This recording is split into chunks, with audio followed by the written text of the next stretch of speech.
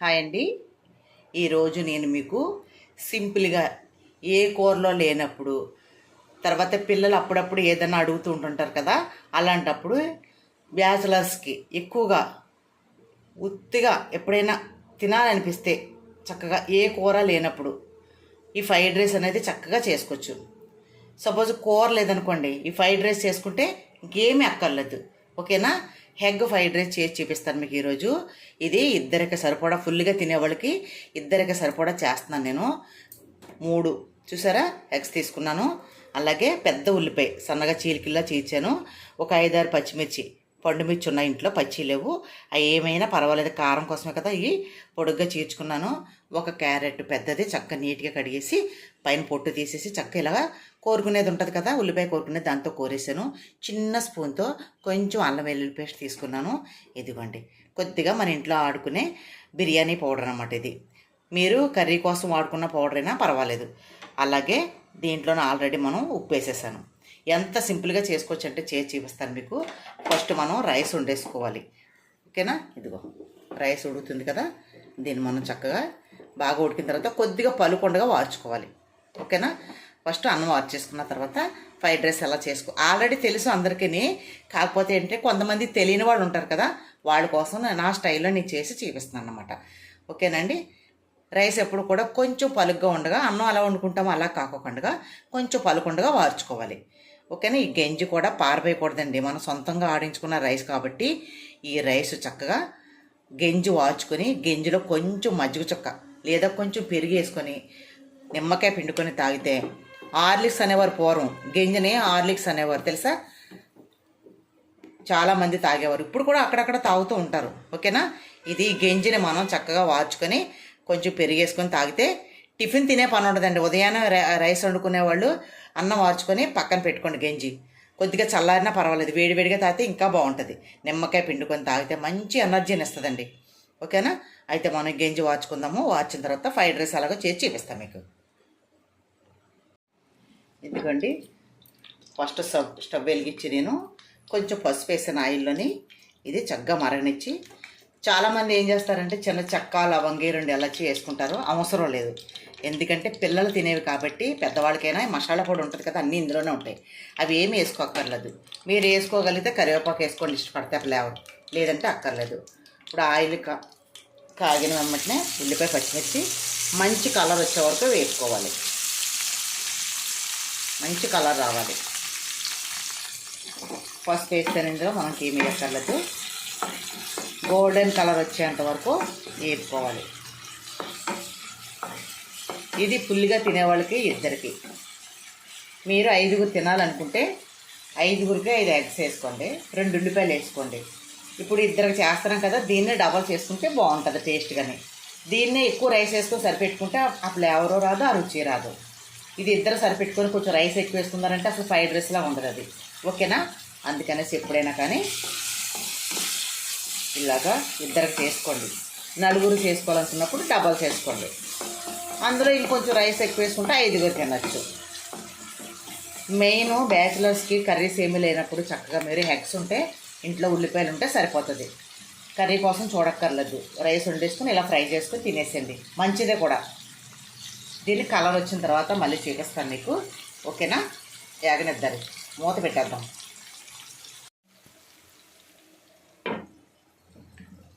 మంట సిమ్ములో పెట్టుకుంటే సరిపోతుంది. ఈ లోపల ఏమన్నా పనులు ఉంటే మనం చేసుకోవచ్చు. చక్కగా స్లోగా మగ్గి ఉంటుంది ఉల్లిపాయ, మంచి కలర్లో ఏగా ఉంటుంది కాబట్టి. ఏదైనా కానీ ఆరకోరంగా చేసుకోకూడదండి. ఆరకోరంగా చేసుకునేవి కొన్ని ఉంటాయి, ఇలాంటివి స్థాయితీగా చేసుకుంటేనే బాగుంటుంది. ఓకేనా? మగ్గనిద్దాం ఒక 5 నిమిషాలు. ఇప్పుడు ఒకసారి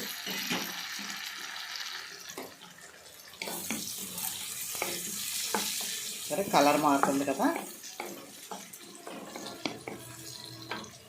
ఇప్పుడు కొంచెం ఐలే పెట్టుకొని మంట, అల్లం వెల్లుల్లి పేస్ట్ కొంచెం అది వేసేసుకుందాం. ఇది కూడా కొంచెం ఐలే పెట్టేసుకొని మంట పచ్చివాసన పోయేంత వరకు అల్లం వెల్లుల్లి పేస్ట్ వేసుకున్నారు. మనం ఎప్పుడైనా వారాలు చేస్తూ ఉంటాం కదండి, ఈవినింగ్ టైము పిల్లలకి ఏది లేనప్పుడు ఇలా చేసి పెట్టని తినేస్తారు.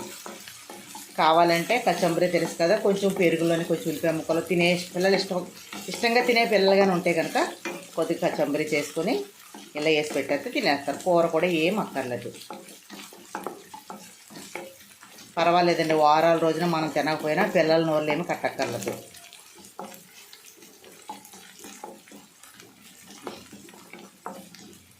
ఇప్పుడు కొంచెం పచ్చివాసన పోయిన తర్వాత క్యారెట్ తురుముకున్నాం కదా, క్యారెట్ వేసేసుకుంటారు.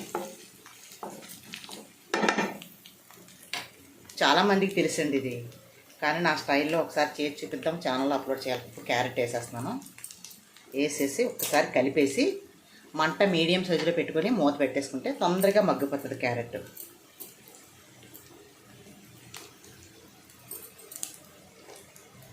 ఒకసారి కలిపేసుకొని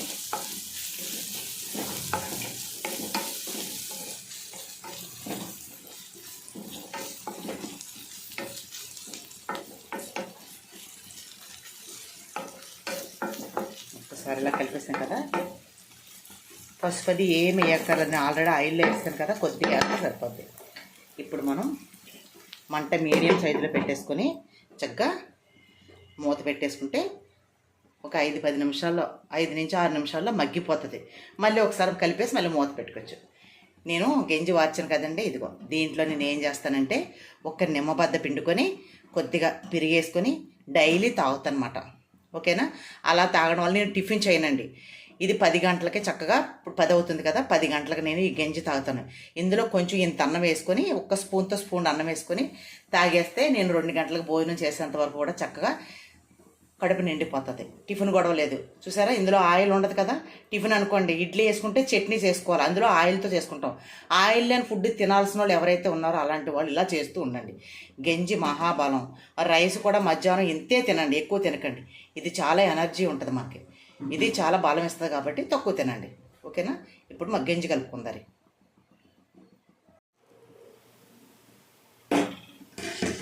ఆల్రెడీ ఏగిపోయింది. కారం ఇష్టపడి ఎవరైనా కారం వేసుకోవాలనుకుంటే కొద్దిగా వేసుకోండి. మాకైతే ఈ కారం సరిపోతుంది. కారం అయితే వేయను నేను. ఇప్పుడు కొంచెం మసాలా పొడి తీసాం కదా, అది వేసేసుకుంటాం. అలాగే ఎగ్స్ 3 వేసేసుకొని చక్కగా కలిపేసి చిన్న మంట పెట్టి మూత పెట్టుకుందాం.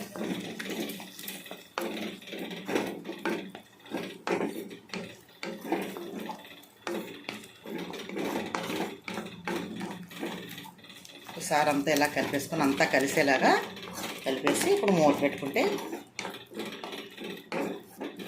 మసాలా కూడా చాలా ఘాటుగా ఉంటుంది కాబట్టి పచ్చిమిర్చి కూడా పండిపోయి కదండి, ఎక్కువ కారం ఉంటుంది. అందుకని నేను కారం ఇంకేయను. మా ఇంట్లో కారం తినరు ఎక్కువ. ఓకేనా? ఇప్పుడు మనం మూత పెట్టేసుకుంటే చక్కగా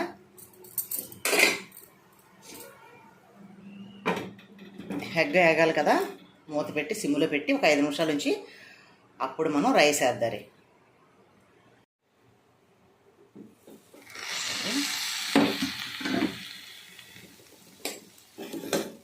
ఆల్రెడీ నేను ఒకసారి కలిపాను మధ్యలో, చక్కగా ఇలా వేగాలి. ఇప్పుడు మనం అందులో రైస్ వేసేసుకోవడం. ఆయిల్ చూసారా ఎంత తక్కువ వేసానో, ఇంకంతే ఆయిల్. ఇలా తినేసేసి చక్కగా కొద్దిగా పెరిగన్నం తినేస్తే ఆ పూట కాలక్షేపం అయిపోతుంది. పిల్లలు కూడా చాలా ఇష్టంగా తింటారు. ఉప్పు నేను కొంచెం వేసాను కదండి, చాలా పోతే చూసేసుకుంటే సరిపోతుంది. ఇంతే అండి, ఇద్దరికి సరిపడా రైస్ ఇది. చక్కగా ఒక్కసారి ఈ టైంలో ఉప్పు చూసుకొని మనం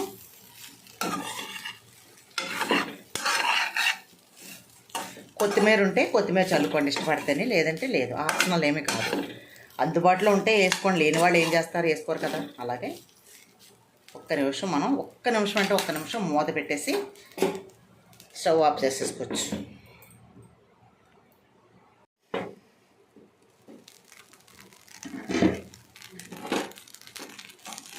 ఉప్పు అది కరెక్ట్గా సరిపోయింది ఫైనల్గా.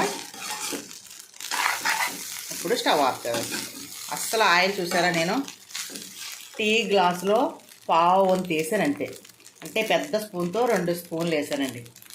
మనం ఆ టేబుల్ స్పూన్ ఉంటుంది కదా, ఆ టేబుల్ స్పూన్ తోటి అంత తక్కువ వేసాను ఆయిల్. స్టవ్ ఆఫ్ చేసేసుకున్నారు.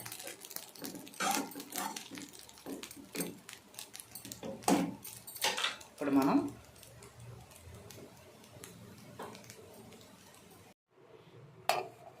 ఇదిగోండి ఫైనల్గా వేడి వేడి ఎగ్ ఫ్రైడ్ రైస్. ఓకేనా? అప్పటికప్పుడు త్వరగా చేసుకొని పెట్టేసుకుంటే వేడివేడిగా ఉండగా తింటే చాలా బాగుంటుంది. దీంట్లో కచంబరీ చేసుకోండి, తెలుసు కదా మనకి. పెరుగు పచ్చడి చేసుకొని, అలాగే ఉల్లిపాయ నంచుకున్న వాళ్ళు ఉల్లిపాయ నంచుకొని తింటే చాలా బాగుంటుంది. నిమ్మకాయ పిండుకున్న వాళ్ళు నిమ్మకాయ పిండుకోండి. మీ ఇష్టం, ఎలా తిన్నా పర్వాలేదు, ఎవరి ఇష్టం కొలిది వాళ్ళు తినండి. ఉత్తిది ఇలా తినేసినా చాలా బాగుంటుంది. బ్యాచిలర్స్కి బాగా ఉపయోగపడే ఎగ్ ఫ్రైడ్ రైస్. ఓకేనా? ఛానల్ ఫాలో అవుతూ ఉండండి. మీకు కనుక నచ్చితే ఛానల్ సపోర్ట్ చేయండి. కొత్త వాళ్ళు ఎవరైనా కనుక వీడియోస్ కనుక నచ్చినట్లయితే సబ్స్క్రైబ్ చేసుకోండి.